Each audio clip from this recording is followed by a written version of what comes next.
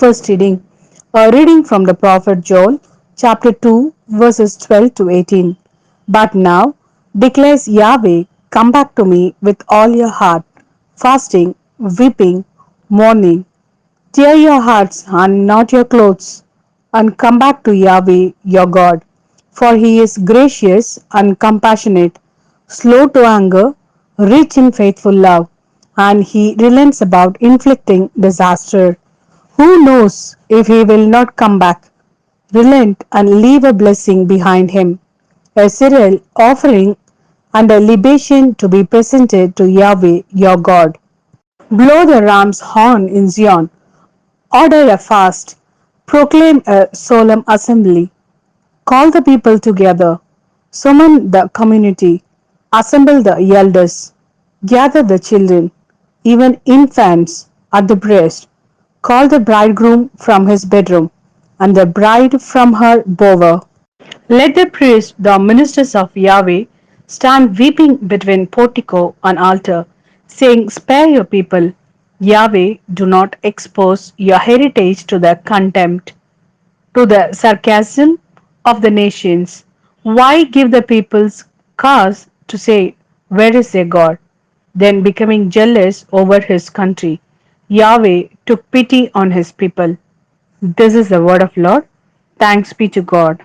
Second reading, a reading from Paul's second letter to the Corinthians, chapter 5, verses 20 and chapter 6, verses 2. So we are ambassadors for Christ.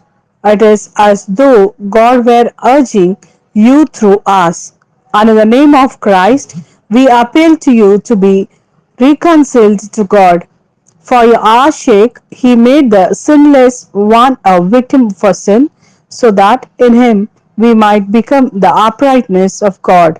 As his fellow workers, we urge you not to let your acceptance of his grace come to nothing. As he said, at the time of my favor, I have answered you. On the day of salvation, I have helped you. Well, now is the real time of favor. Now the day of salvation is here. This is the word of Lord. Thanks be to God. A reading from the Gospel according to Matthew, chapter 6, verses 1 to 6 and 16 to 18. Be careful not to parade your uprightness in public to attract attention. Otherwise, you will lose all reward from your Father in heaven. So, when you give alms, do not have it trumped before you. This is what the hypocrites do in the synagogues and in the streets to win human admiration. In truth, I tell you, they have had their reward. But when you give alms, your left hand must not know what your right is doing. Your almsgiving must be secret, and your Father who sees all that is done in secret will reward you. And when you pray, do not imitate the hypocrites.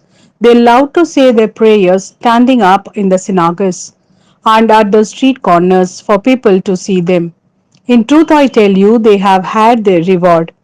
But when you pray, go to your private room, shut yourself in, and so pray to your Father who is in that secret place. And your Father who sees all that is done in secret will reward you. When you are fasting, do not put on a gloomy look as the hypocrites do. They go about looking unslightly to let people know they are fasting. In truth, I tell you, they have had their reward. But when you fast, put scent on your head and wash your face so that no one will know you are fasting except your Father, who sees all that is done in secret. And your Father, who sees all that is done in secret, will reward you.